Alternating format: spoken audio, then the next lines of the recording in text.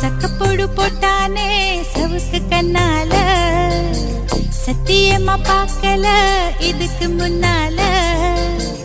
தாங்கத்தா முடியல ஐயோ என்னால ஏன் தாவணி நழுவுது கீழே தன்னால சக்கப்போடு போட்டால சவுக்கு கண்ணால சத்தியமா பார்க்கல இதுக்கு முன்னால